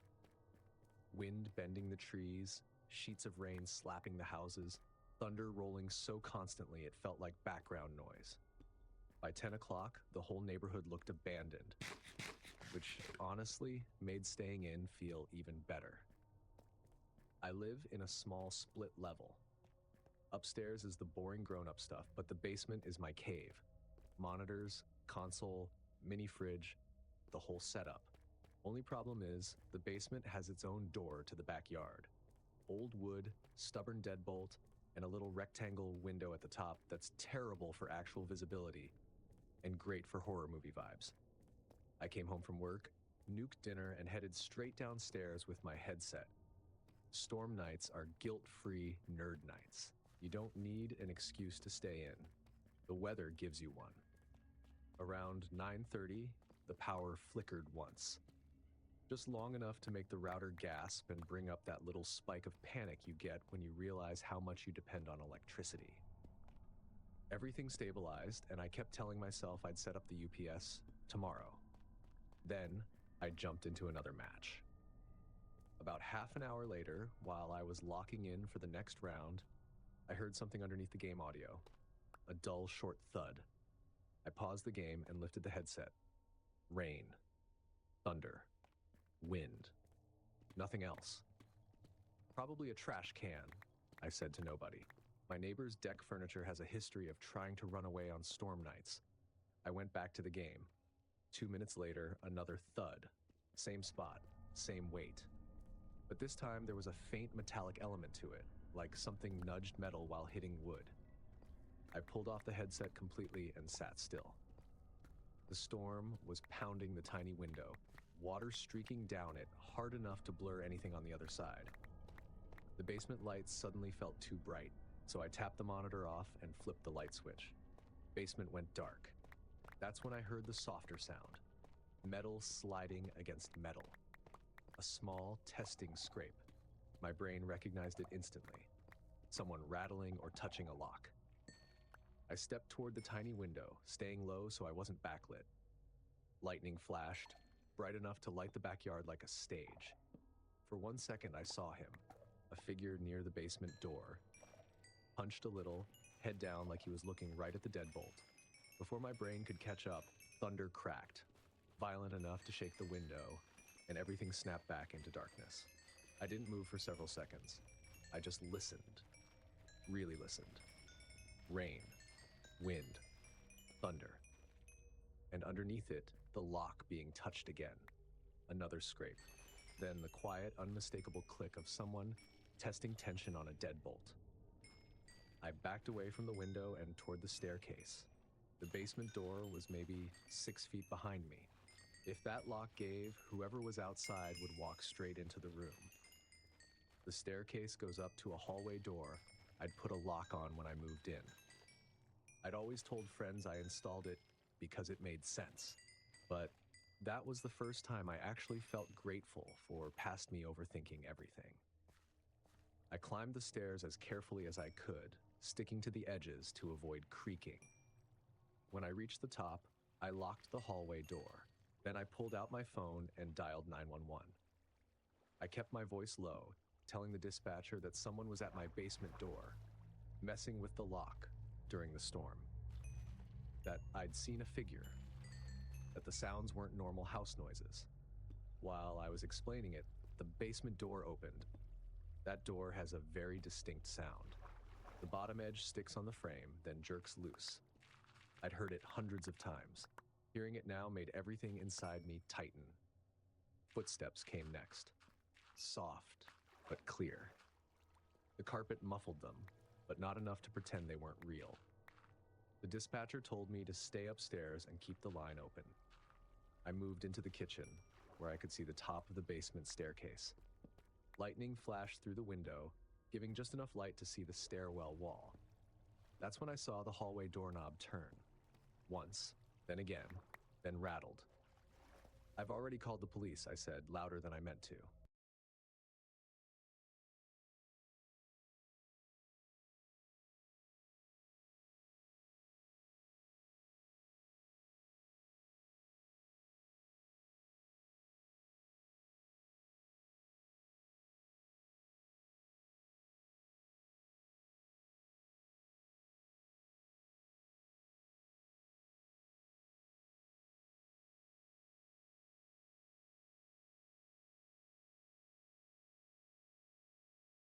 They're on the way.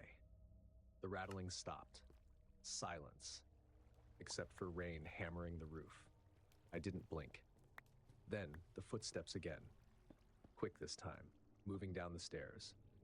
Another flash of lightning lit the wall as the shape retreated. A second later, I heard the basement door slam open into the storm. The dispatcher stayed with me until squad car lights splashed across the front windows. 2 officers came inside, checked the main floor, then unlocked the basement door and went down while I stayed close behind. Water had blown in from the backyard. Mud tracked across the entry, smeared into the carpet on the first couple steps. Not footprints exactly, more like someone moved too fast to leave clean impressions. Outside, just past the basement threshold, a dark jacket was lying in the grass, soaked through. One of the officers lifted it with 2 fingers and rifled through the pockets. No wallet, no phone, nothing identifying.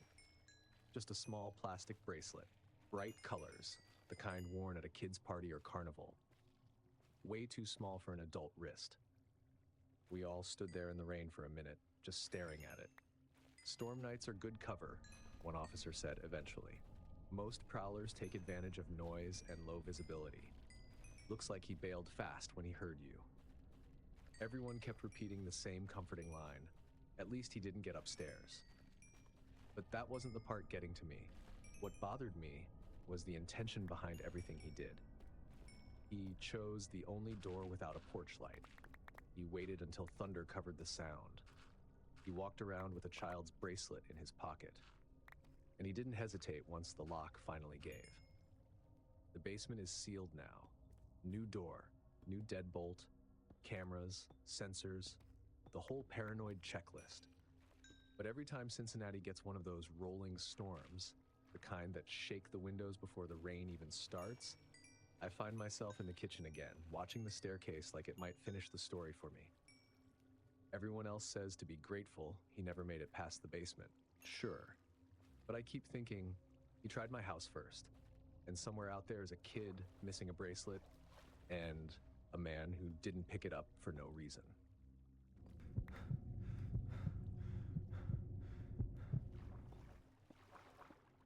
My name's Caleb. I'm 25, and I work landscaping.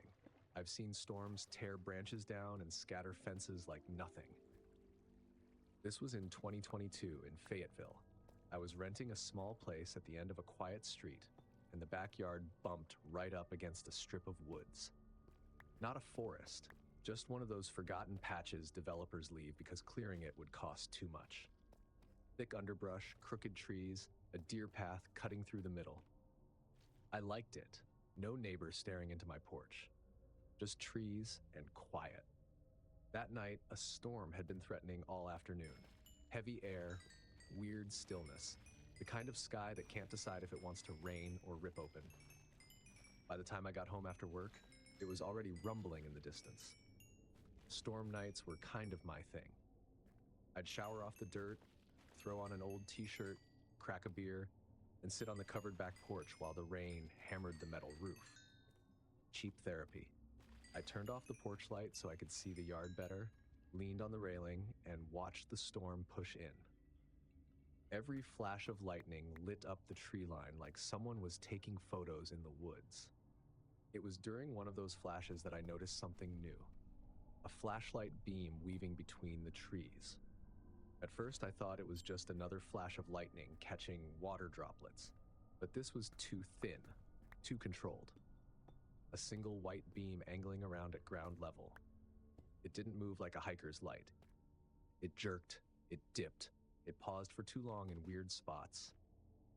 No voices. No one calling to someone else. Just rain and that wandering beam. I checked the time. Late. Late enough that whoever was out there probably shouldn't be. I watched it for a minute or two, trying to make sense of it. The storm was already rough. The wind was pushing sheets of rain sideways, and the air had that heavy, electric feel right before a big strike. Who wanders around the woods in weather like that? The light drifted deeper into the trees, then slowly made its way back toward the clearing just past my fence. I was leaning forward, trying to pick out a shape behind it, when the sky blew open with one of those huge rolling flashes. The kind of lightning that freezes everything like a photograph. And in that 1 second whiteout, I saw 3 people. They were standing in a straight line in the clearing, holding hands, shoulder to shoulder, all facing toward the houses, toward me. The flashlight wasn't in anyone's hand. It lay on the ground in front of them, beam pointing up at nothing. Then thunder cracked hard enough to shake the porch, and everything went black again. Only the flashlight beam remained, sliding around the trees like nothing strange had just happened. I stayed still, pressed back into the deeper shadow of the porch. It suddenly felt like I was on stage and the woods were the audience. Another flash tore across the sky. The clearing was empty. No 3 figures. No line of people. Just the flashlight lying exactly where it had been, still glowing. I told myself they'd stepped back. Maybe the storm scared them. Maybe they ran deeper into the woods. Reasonable explanations, right? But as I watched, the flashlight began to move. The beam lifted off the patch of mud it had been shining on, turned, kept turning, until it lined up perfectly with the narrow gap in the trees leading straight to my back porch. Pointed straight at me. It stayed like that, locked, unmoving. The wind was howling, rain blasting sideways, but the beam didn't budge. My chest pulled tight, that subtle kind of warning your body gives before you realize why. I stepped backwards into the house, slid the door shut, and locked it. Turned off every light so I wouldn't be a silhouette. Then I stood off to the side of the glass, staring through the gap between the curtains. Another lightning flash lit up the yard. Same scene. Flashlight on the ground. Beam aimed at my porch. No people. Nowhere for them to be hiding if they'd been standing in the open clearing just minutes before. I thought about calling the cops, but I couldn't picture myself explaining it without sounding like I'd been drinking more than 1 beer. Hi, yes, there's a flashlight pointing at me with invisible people attached to it. Didn't feel like a winning moment. So I watched. 10 minutes passed, then 20, then more. The storm kept throwing lightning across the sky, giving me quick, jerky glimpses of the same still image. Flashlight, beam, trees. Eventually, the storm started to drift off. Thunder grew more distant, rain thinned out, and the wind lost its punch. But the flashlight stayed locked on my porch like it had nowhere else to be. I finally backed away, pulled the curtains closed, and crashed on the couch. Slept in my clothes with the TV on silent because the idea of darkness felt like too much. When I woke up, sunlight was coming in through the windows. Everything looked harmless, almost cheerful. Bright green grass, dripping leaves, clean air after a good storm. Part of me wanted to stay inside and leave it alone. Another part needed proof I wasn't losing it. I walked to the edge of the yard, ducked under the bent section of fence, and stepped into the clearing. There was no flashlight. Nothing disturbed except some fallen leaves and branches that could have blown down overnight. I checked the whole clearing, the underbrush, the deer path. Nothing. The ground should have been a mess.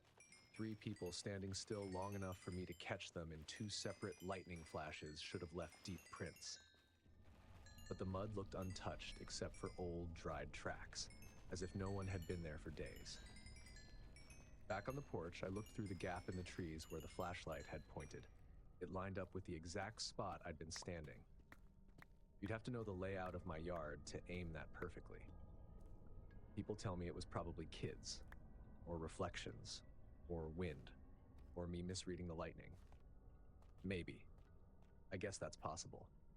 But I keep thinking about the way that beam drifted like it was searching, and then stopped the moment it found the porch. Now, whenever storms roll in and the sky lights up, I watch the tree line, just to make sure nothing is watching back. If you felt that tension of not knowing who or what was outside during those flashes, smash that like button, subscribe so you never miss the next scare, and leave a comment so we can all lose sleep together. And if thunderstorms freak you out, you should see what happens when a trucker pulls over in the middle of nowhere. Click now to watch 4 disturbing trucker horror stories, because on the highway, silence is the real warning sign. Or stay here, another scare is up next. Thanks for watching. Stay alert, stay safe, and I'll see you in the next nightmare. When a child is in the hospital, visitors come to say hello. And when visiting hours are over, they leave. But family? Family does whatever it takes to stay. At Ronald McDonald House, we believe families shouldn't have to fight alone. So we make sure they have everything they need with a community of support, warm meals, and a place to rest. Because when a child is sick, family stays, and Ronald McDonald House stays with them. Donate today at ronaldmcdonaldhouse.org.